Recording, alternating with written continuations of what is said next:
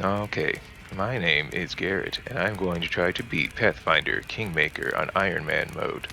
I got one life, and this is how I live it. Um, don't question it. In the last episode, I forgot to start my timer. No, actually, I remember to. In this episode, I forgot to start my timer. There we go.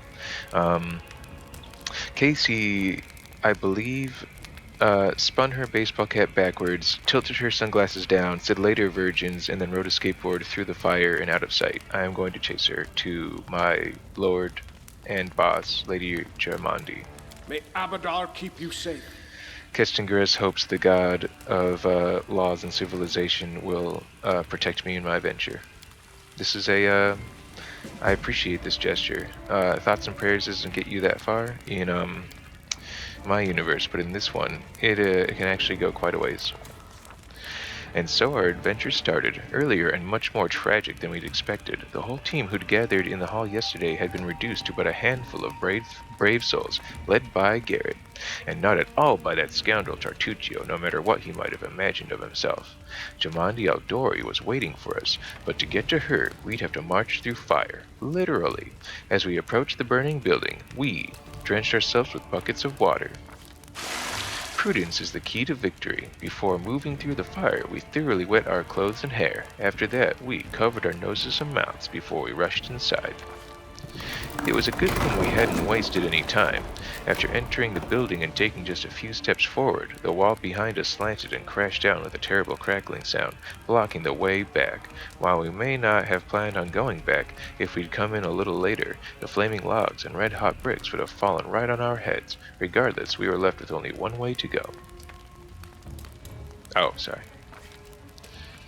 The hot air burned our lungs and our eyes watered from the smoke, but Garrett led us stubbornly through the flames while Tartuccio did nothing useful at all.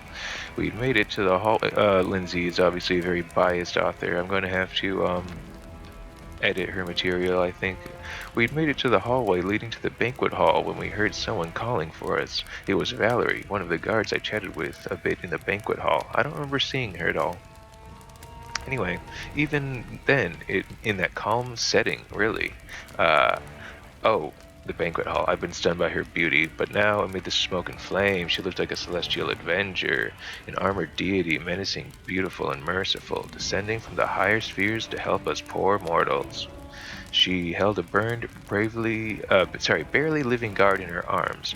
"There are two more," she shouted as she passed by us. "They are wounded. Help me pull them out." Tartuccio grumbled something about how Jamandi was waiting for us. Meanwhile, Garrett had to choose between either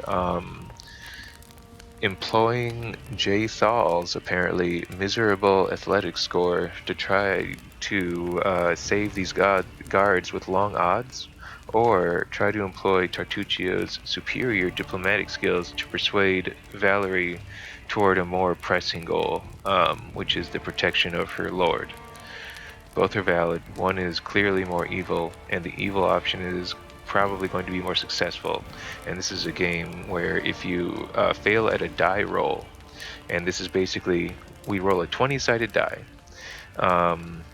We add 2 to whatever we get because Jay Thal has an athletics skill of 2 between her natural ability, her practice in the area, and any limitations her armor is creating.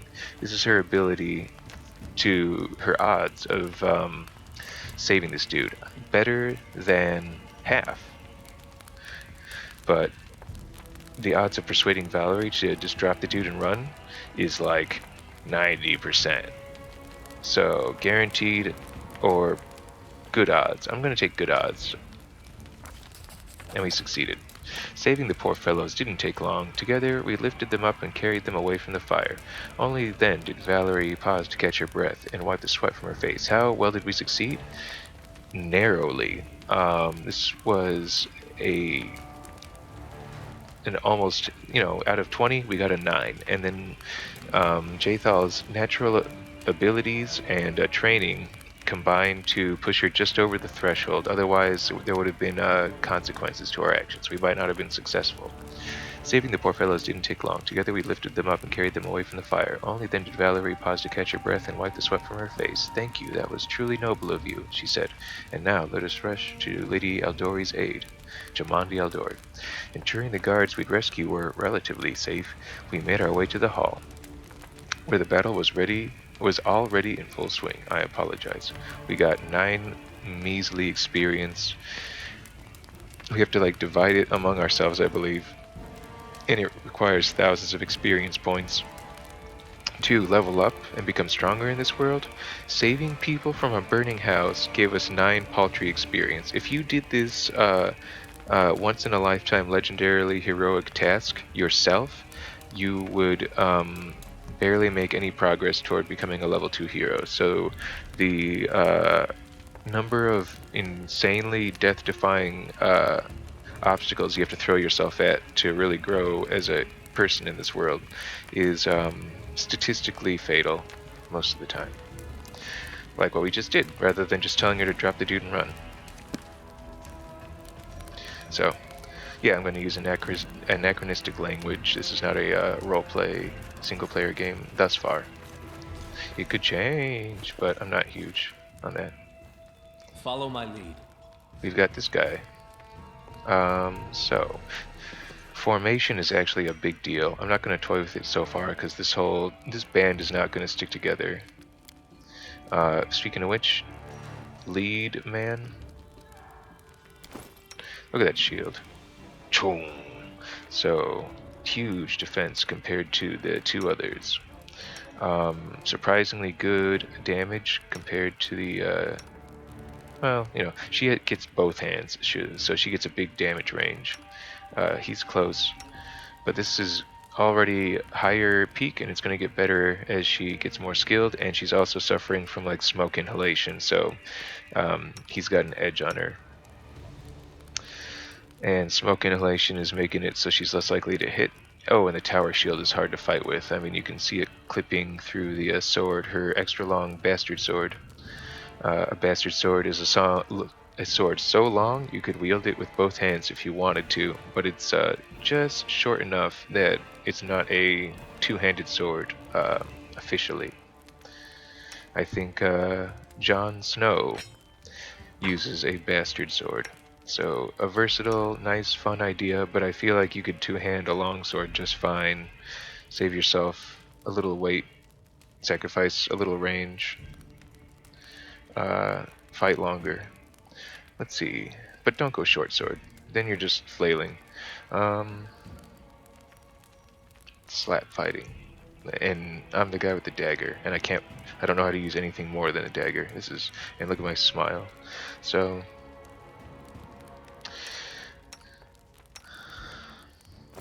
one day he'll earn that smirk, but it's not a good situation right now.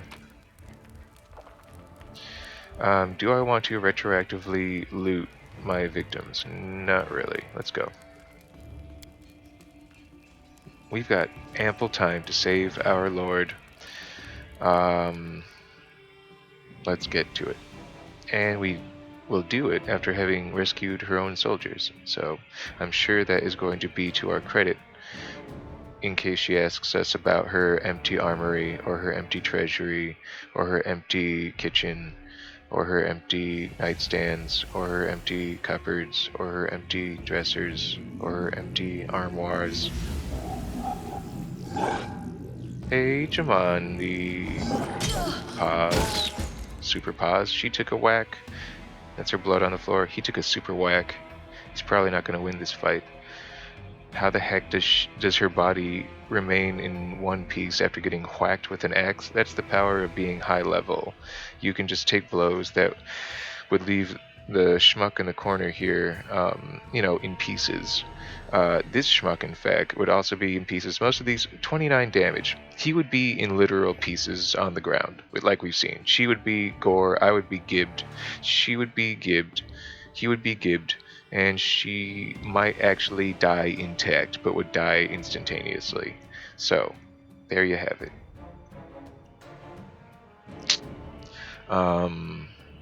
One day we might be as strong as that.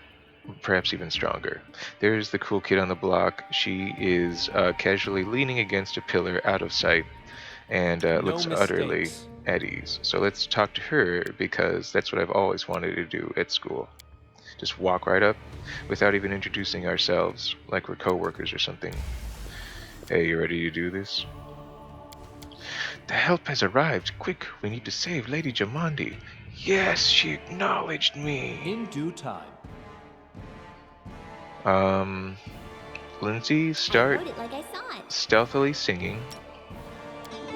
Thank you. Harem, stealthily incant divine, like, liturgies or whatever. Speak. No. Anything is possible. My patience is running thin. I am prepared. Weapon away, activate death touch. Cool. And now, I am your shield. Valerie, good to meet you. Please take your smoke Let inhalation us strike as one. constitution and attack this crowd of people. Yes, Harem, I'm still here. I expect you will also Repent! bull rush this crowd. You have my attention. Jathal assist. Unworthy. And I Time's not waiting. will actually. Look at this huge radius that I can charge within relative to Harem's Sorry. tiny charge radius. That's what armor and dexterity, I know what to do. impact. So I'm going to rush clear across the room with my death touch and just proceed to touch this mage to death before he can really protect himself. Because how do I know he's a mage? Let's see, he's wearing a cowl. He's the leader. His arms are crossed in a self-satisfied and all-knowing fashion. He doesn't have arrows on his back. He's a wizard. Harry. Learn to spot him without any cues. Enemy approaching. Run right past him. Take a hit. Only one hit. Two people didn't like me doing that. This might just get me killed because they're going to be able to take hits at my back while I'm Your life ebbs low. attacking their boss. So that's a problem.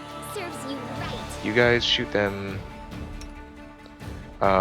Any deity who cares, please guide my hand and protect me in this hour of need. Hit him again. Kind of scared. That's good news. That's good news.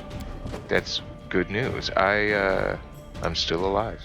Do not falter. I should stop doing this. I What a waste. got a few levels in this game. Wretched things. In a previous game that I deleted. Well, one in which I died. You deserved it. Another I deleted. Just die already. And I'm acting as if, I'm acting as if I already Last wishes. got all my hit points and my combat abilities, so I am just a pencil neck. I'm the weakest guy, weak as a kitten, and I run into the thick of them by myself, because I can.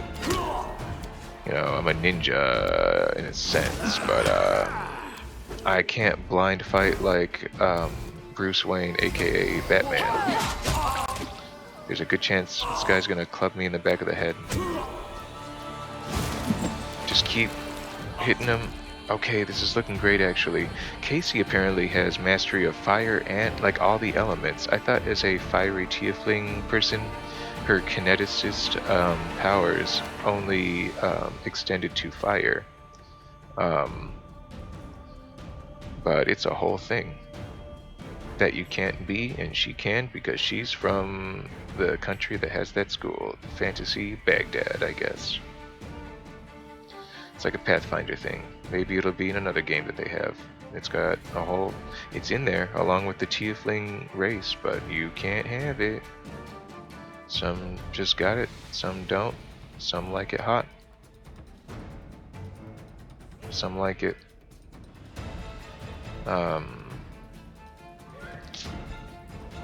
Some like it stitched and quilted, I guess.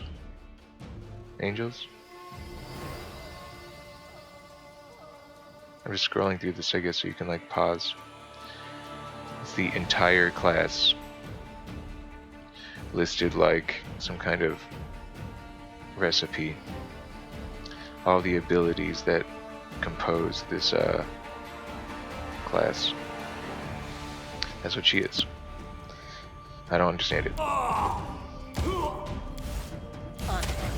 He really wants me to stop and look. He just scared her away with necromantic magic.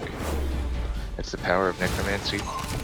He just took a deadly splash of water to the back because if a thiefy type throws magic at a dude who doesn't see it coming, like this poor sap didn't see it coming, it hits extra hard because she aimed for like a weak point. She hit him just right so that it killed him outright.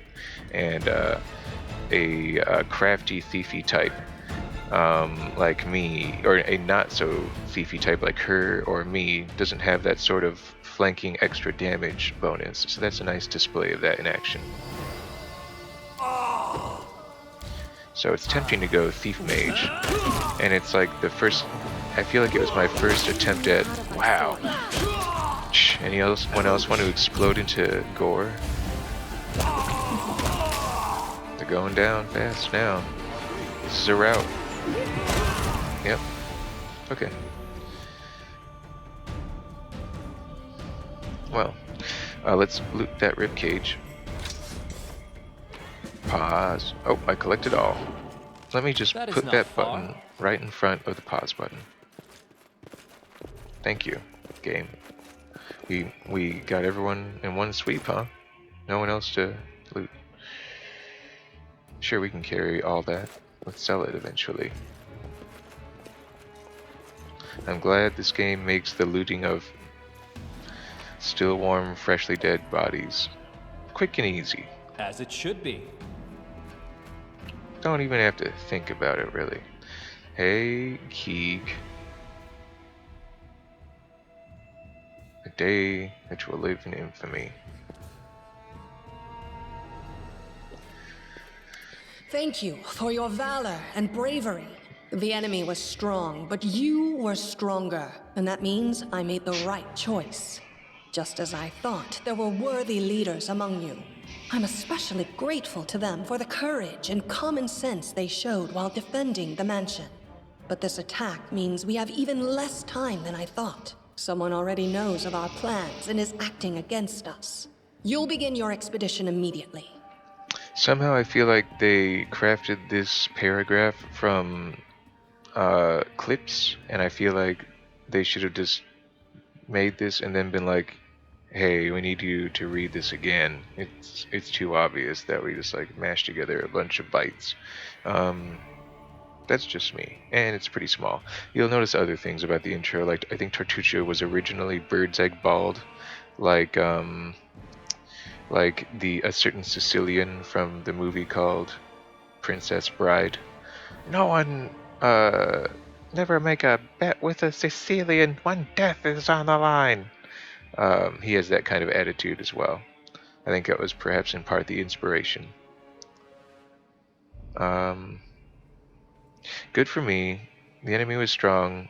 The enemy actually had muscular dystrophy to start out with, so that really worked in my favor. But I was totally stronger a lot of the time. And now that we've fought off an attack out of the stolen lands, we're going to go into the stolen lands and pacify the region. So that's cool.